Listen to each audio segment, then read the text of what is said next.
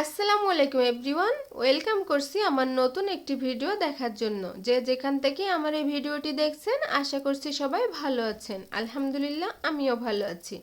আজকে আমি আপনাদের মাঝে শেয়ার করব চট্টগ্রামের ঐতিহ্যবাহী মেজবানি মাংস। এই মেজবানি মাংস মূলত চট্টগ্রামের বাবুচিরাই তৈরি করে থাকে। তাছাড়া আজকে আমি ঘরে কিভাবে এই মেজবানি মাংসটা তৈরি করেছি সেই রেসিপি নিয়ে আপনাদের মাঝে চলে এসেছি। আশা করছি আপনাদের কাছে অনেক বেশি ভালো লাগবে আর অনেক সহজও লাগবে। ভালো লাগলে ফ্রেন্ডস এবং ফ্যামিলিদের সাথে শেয়ার করবেন। তাহলে চলুন আর কথা না বাড়িয়ে ভিডিওটি শুরু করি।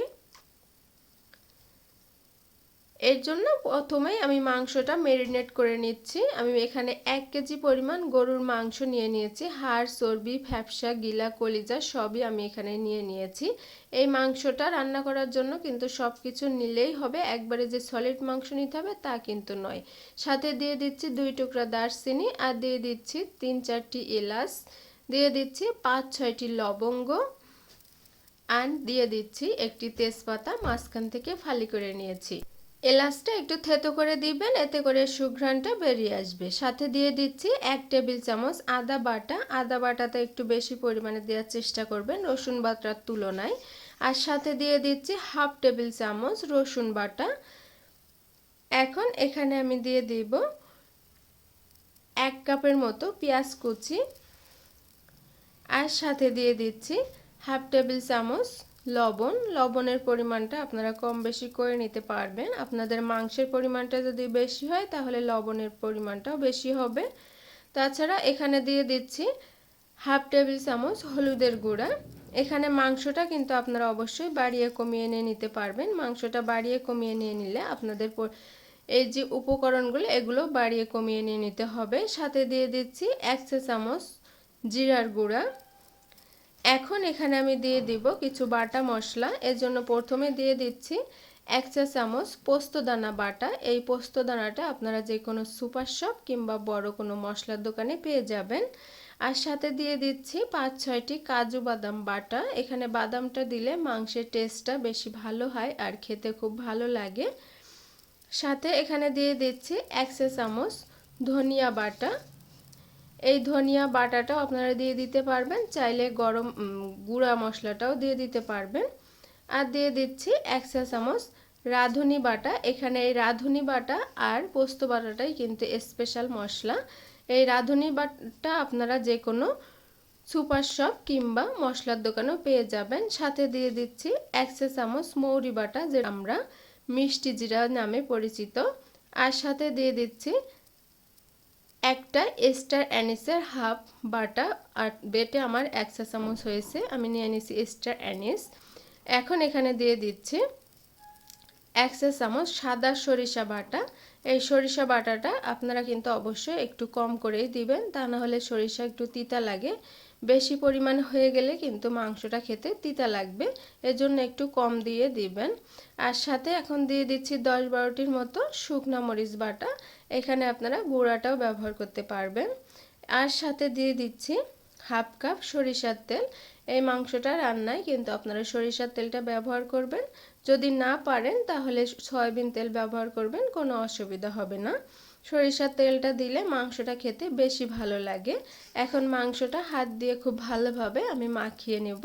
মাংসটা যত বেশি ভালোভাবে মাখানো হবে রান্না করতে কিন্তু খুব সহজ হবে আর খেতেও খুব বেশি ভালো লাগবে। মাংসটা যদি পারেন, আপনাদের কাছে যদি সময় থাকে তাহলে এটি ম্যারিনেট করে রেখে দিবেন আধা ঘন্টা। আমার হাতে সময় নেই, এজন্য আমি সরাসরি যে পাতিলে রান্না করব সেই পাতিলে ম্যারিনেট করে নিচ্ছি। এখন হাতে যে এক্সট্রা মশলাগুলো আমার লেগে আছে সেটি পানি দিয়ে ধুয়ে নিচ্ছি। আর এইটুকু পানি দিয়েই কিন্তু আমি রান্না করে নেব, অর্থাৎ মাংসটা আমার প্রায় সিদ্ধ হয়ে যাবে।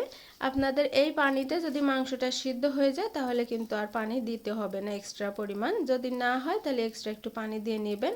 ঢাকনা দিয়ে ঢেকে কিছুক্ষণ রান্না করার পর ঢাকনা উঠিয়ে নিয়েছি। দেখেন পানিটা অনেকটাই শুকিয়ে গিয়েছে আর উপর থেকে তেল ছেড়ে দিয়েছে।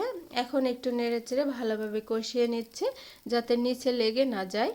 আর রান্নাটা কিন্তু আমি মিডিয়াম থেকে হাই হিটেই করেছি। এভাবে ভালোভাবে কষিয়ে নেবে। মাংসটা যত ভালোভাবে কষানো হবে খেতে কিন্তু তত বেশি ভালো লাগবে। এইভাবে কষাতে কষাতে দেখবেন এক পর্যায়ে তেল ছেড়ে দিয়েছে মাংস থেকে। এই পর্যায়ে আপনারা টেস্ট করে নেবেন লবণ আর মাংসটা সিদ্ধ হয়েছে কিনা। মাংসটা যদি সিদ্ধ হয়ে না থাকে তাহলে এখানে পানি অ্যাড করে দিবেন। আমি এই পর্যায়ে প্রায় 3 কাপের মতো নরমাল পানি অ্যাড করে দিচ্ছি। আপনারা চাইলে এখানে গরম পানিটা পরিমাণ মতো দিয়ে নিতে পারবেন। দিয়ে ভালোভাবে নেড়েচেড়ে মিশিয়ে দিয়ে এটি ঢাকনা দিয়ে ঢেকে আমি রান্না করব পানিটা কিছুটা শুকিয়ে আসা পর্যন্ত। এর মাঝে কিন্তু অবশ্যই কয়েকবার নেড়েচেড়ে দিবেন, তা না হলে কিন্তু নিচে পুড়ে যাবে অর্থাৎ লেগে যাবে মশলাটা, আর মাংসটা খেতে কিন্তু ভালো লাগবে না, একটা গন্ধ চলে আসবে। এখন কিছুক্ষণ পর আমি ঢাকনা উঠিয়ে নিয়েছি। এতক্ষণে আমার পানিটা প্রায় শুকিয়ে গিয়েছে, দেখতেই পাচ্ছেন স্ক্রিনে। এখন একটু নেড়েচেড়ে দিচ্ছি। আর এই পর্যায়ে আমি এই যে তেজপাতা দিয়েছিলাম সেটা কিন্তু উঠিয়ে নেব। আপনারা না চাইলে না উঠাতে পারবেন, এটি উঠিয়ে নেব। আমি বেশি ডার্ক স্মেল করব না, এজন্য তেজপাতাটা উঠিয়ে নিচ্ছি। হালকা স্মেল হলেই কিন্তু মাংসটা বেশি ভালো লাগবে। আপনারা যদি না চান তাহলে স্কিপও করতে পারেন, তেজপাতাটা রেখে দিতে পারেন মাংসের ভেতরে। এখন একটু নেড়েচেড়ে দিয়ে এখানে আমি মাংসটা দমে রেখে দিব। চুলাটা মিডিয়াম থেকে লো আঁচে দিয়ে 5 মিনিটের মতো আমি এখানে রেখে দেব।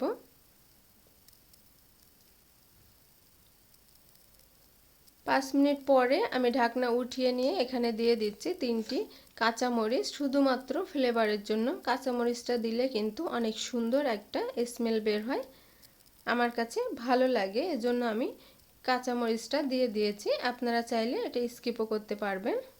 এখন নেড়েচেড়ে মিশিয়ে দিয়ে ঢাকনা দিয়ে ঢেকে আমি রেখে দেব কিছুক্ষণ। এতে করে মাংসটা থেকে উপরে তেল ভেসে আসবে আর দেখতে খেতে খুব ভালো লাগবে, মাংসে এক্সট্রা কোনো পানি থাকবে না। ঢাকনা দিয়ে ঢেকে আমি রেখে দিচ্ছি।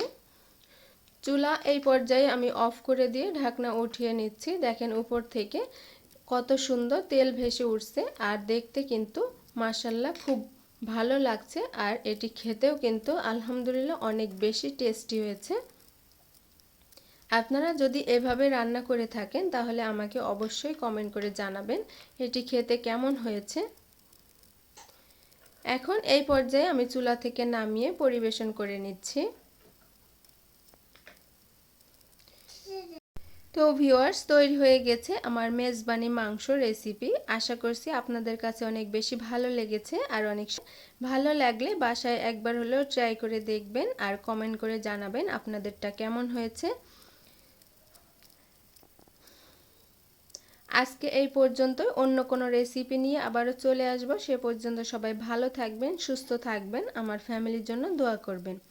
আর একটি কথা, আমাদের এই ভিডিও করতে কিন্তু অনেক পরিশ্রম করতে হয়, এজন্য আপনাদের একটি লাইক আর শেয়ার আমাদের পরবর্তী ভিডিও বানানোর অনুপ্রেরণা যোগায়। সবাই ভালো থাকেন, আল্লাহ হাফেজ।